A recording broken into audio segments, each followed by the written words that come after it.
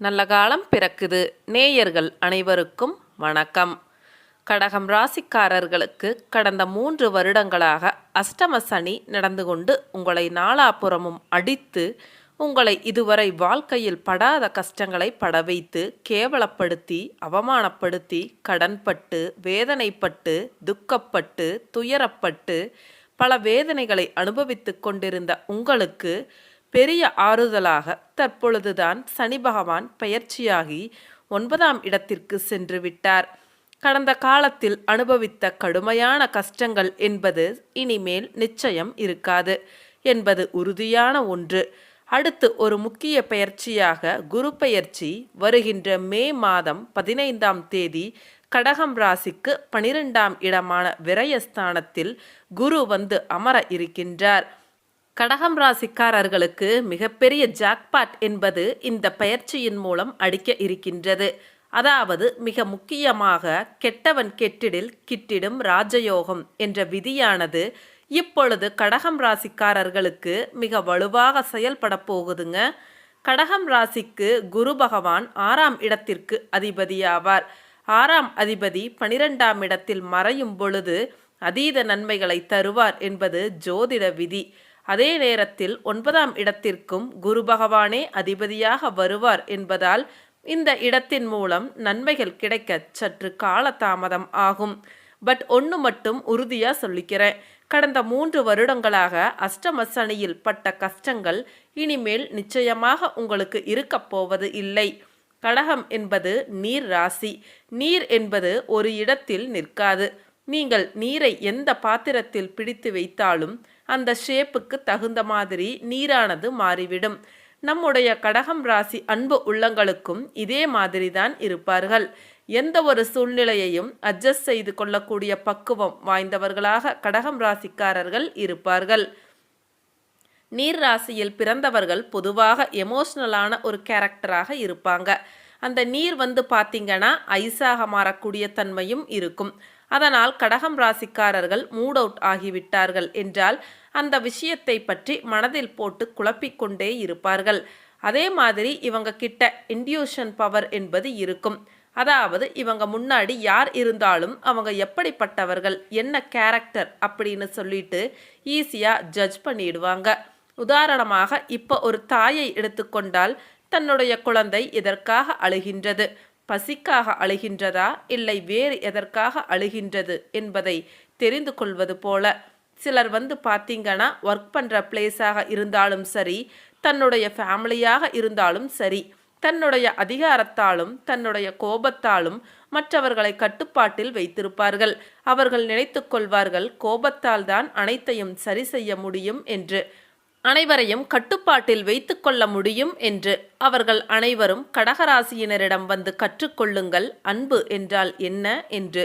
But கடகம் ராசிக்காரங்க அவங்க குடும்பமாயிருந்தாலும் சரி, அவங்க ஒர்க் பண்ணுற பிளேஸில் ஒரு பெரிய அதிகாரத்தில் இருந்தாலும் சரி, அவங்க எதையுமே அன்பால தான் ஹேண்டில் பண்ணுவாங்க. ஒருத்தவங்க கிட்ட நீங்கள் கோபமாக பேசி வேலை வாங்குவதை விட அவங்க கிட்ட அன்பாக பேசி அவங்களுக்கு உண்டான சலுகைகளை பண்ணி கொடுத்து பாருங்க. அவங்க இன்னும் மகிழ்ச்சியாக நம்ம இல்லாதப்ப கூட இவங்க நல்லா வேலை பார்ப்பாங்க. பட் அவங்கள எப்போ பார்த்தாலும் கோபப்பட்டு திட்டிக்கொண்டே இருந்தோம் அப்படின்னா நம்ம வரும் பொழுது தான் வேலை பார்ப்பாங்க. நம்ம இல்லாத போது ஓப்பி தான் அடிப்பாங்க. ஸோ எப்பவுமே அன்பு என்ற ஒன்றே நிரந்தரம் என்பதை கடகம் ராசியினிடம் இருந்து மற்றவர்கள் கற்றுக்கொண்டு அன்பு செலுத்த பாருங்கள். அப்பொழுதுதான் உங்களுக்கும் திருப்பி அந்த அன்பானது கிடைக்கும். அதே நேரத்தில் கோபப்படாத மனுஷன் யாருமே இல்லைங்க. இப்போ உங்கள் குழந்தைகள் ஏதாவது தப்பு பண்ணுறாங்க அப்படின்னா அப்பொழுது கண்டிக்கலாம். ஆனால் அதன் பிறகு அந்த குழந்தைகள் மீது நீங்கள் அன்பு செலுத்த வேண்டும்.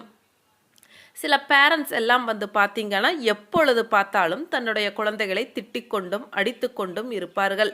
அவர்கள் மேல் ஒரு நாள் ஒரு பொழுது பாசமாக பேசி பார்த்திருக்க முடியாது. பெற்றோர்களாகிய நாம் அந்த மாதிரி குழந்தைகள் மீது எப்பொழுதும் கடுகடுவென இருந்தோம் என்றால் அவர்களுக்கு நம் மீது வெறுப்பு மட்டுமே வரும். பாசம் என்பது தொலைந்துவிடும். அந்த மாதிரி இருப்பவர்கள் எல்லாம் நமது கடகராசியினரை நண்பராக வைத்து கொள்ளுங்கள். நீங்களே இவர்களை பார்த்து மாறி விடுவீர்கள். அதே மாதிரி எல்லாத்துக்கூடையும் ரொம்ப சகஜமா பேசுவாங்க. நிறைய பேர் வெளியே சகஜமா பேசினாலும் மனசுக்குள்ள இவன் என்ன ஜாதி, என்ன மதம் அப்படின்னு கேள்விகள் ஓடிக்கிட்டே இருக்கும். இவனையெல்லாம் நம்ம வீட்டுக்குள்ள கூப்பிடலாமா வேண்டாமா அப்படிங்கிற தாட் மனசுக்குள்ள இருக்கும். ஆனா நம்ம கடகம் ராசிக்காரர்கள் அதெல்லாம் பார்க்க மாட்டாங்க. நீ நல்ல மனுஷனா, உனக்கு என்னோட அன்பு எப்பவுமே இருக்கும். அதாவது இவர்களை ஆரம்பத்தில் பிடிக்காமல் இருந்தவர்கள் கூட இவர்களின் அன்பை பார்த்து, இவர்களின் அனுசரணையை பார்த்து, இவர்களை விட்டு பிரியாமல் எப்பொழுதும் தொடர்பிலேயே இருக்கக்கூடிய நண்பர்களை நாம் பார்த்து கொண்டுதான் இருக்கின்றோம். ஒரு தாயானவள் தன் குழந்தை மீது எப்படி ஒரு அன்பு செலுத்துகின்றாரோ அந்த அளவிற்கு இவர்களின் அன்பானது பொதுவாக அனைவரிடத்திலும் சகஜமாக இருக்கும். அதுதான் இவர்களின் பலமும் கூட. அந்த அன்பை விட்டு ஒரு நாள் கூட நீங்கள் விலகி விட்டீர்கள் என்றால் உங்கள் வாழ்க்கை மேன்மை அடையாது என்பதை நீங்கள் மனதில் வைத்து கொள்ளுங்கள். இவங்க மற்றவங்க மேலே காட்டுற அன்பு மாதிரி இவங்க மேலேயும் மற்றவங்க அன்பு காட்டணும் அப்படின்னு நிறைய எதிர்பார்ப்பாங்க. ஆனால் துரதிர்ஷ்டவசமாக இவங்க எதிர்பார்த்த மாதிரி அன்பு கிடைக்காதுங்க. கடகம் ராசியில் பூசம் நட்சத்திரம் இருக்குங்க. அதனால் இவங்க எந்த ஒரு விஷயத்தில் இறங்குவதற்கு முன்னாடியும் ரொம்ப தீவிரமாக யோசித்து கொண்டே இருப்பாங்க. இதில் இறங்கலாமா வேண்டாமா, இதில் இறங்கினால் என்ன பிரச்சனை வரும், அப்படி பிரச்சனை வந்தால் எப்படி நம்ம சமாளிக்கிறது அப்படின்னு சொல்லிட்டு நிறைய யோசனைகள் இவர்களுக்கு தோன்றிக்கொண்டே இருக்கும். ஒரு சிலரெல்லாம் வந்து பார்த்தீங்கன்னா ஒரு தடவைக்கு 2 தடவை யோசிப்பாங்க.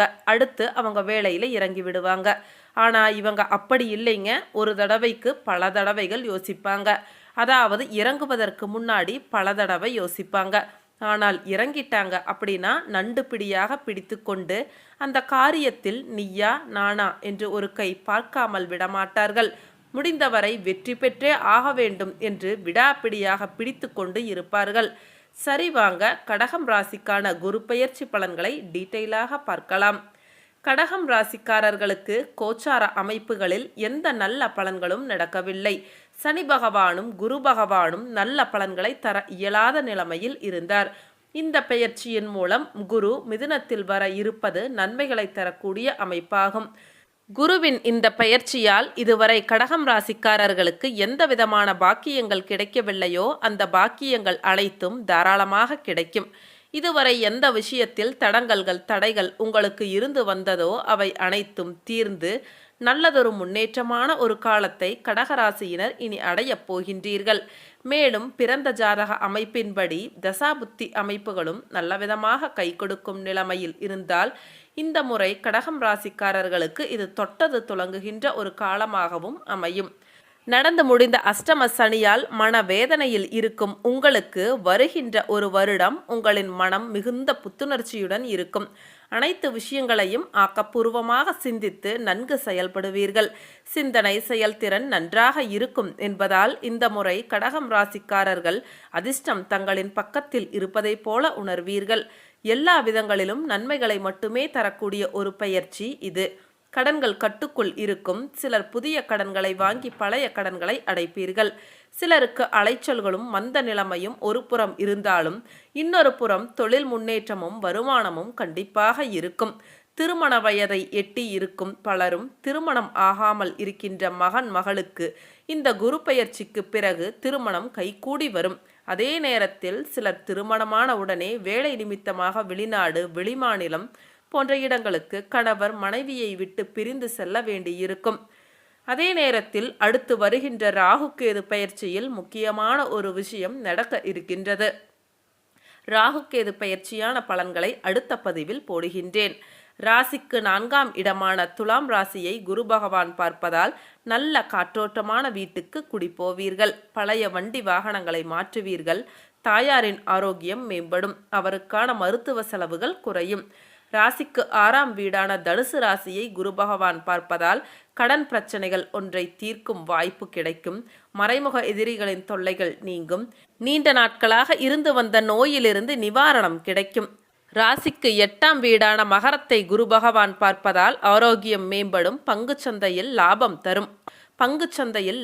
தரும். ஆயுள் விருத்தி உண்டாகும். என்றாலும் தொட்டதற்கெல்லாம் கோபப்பட்டு கொண்டு இருக்காதீர்கள். இதுவரை உங்களுக்கு இருந்து வந்த மனக்குழப்பங்களுக்கு மே மாதத்திற்கு பிறகு விடை கிடைக்கும். கடந்த காலங்களில் வாழ்க்கை துணையிடம் இருந்து வந்த கருத்து வேறுபாடு, சண்டை சச்சரவுகள், பிரிவு முடிவுக்கு வரும். உங்கள் மனம் விரும்பும் தீர்வு இப்பொழுது கிடைக்கும். இதுவரை தாழ்வு மனப்பான்மையால் எதையும் முயற்சிக்காமல் இருந்தவர்கள் தற்பொழுது தைரியமாக முயற்சி செய்வீர்கள். பெண்களுக்கு இது சிறப்பான நன்மைகளை தரும் குரு பயிற்சியாக இருக்கும். உங்களின் மதிப்பு உயரும். 4 பேர் கூடும் இடத்தில் தனித்து தெரிவீர்கள். வேலைக்கு செல்லும் பெண்களுக்கு அலுவலகத்தில் இதுவரை இருந்து வந்த மறைமுக எதிர்ப்புகள் விலகும். அலுவலகத்தில் ஆண்கள் உங்களுக்கு அடங்கி இருப்பார்கள். இதுநாள் வரை இருந்து வந்த மேல் அதிகாரி தொந்தரவு இனி இருக்காது. புகுந்த வீட்டில் அந்தஸ்து கௌரவம் கூடும். மாமியாரை நீங்கள் வேலை வாங்க முடியும். கணவரும் குழந்தைகளும் சமத்தாக உங்கள் பேச்சை கேட்பார்கள்.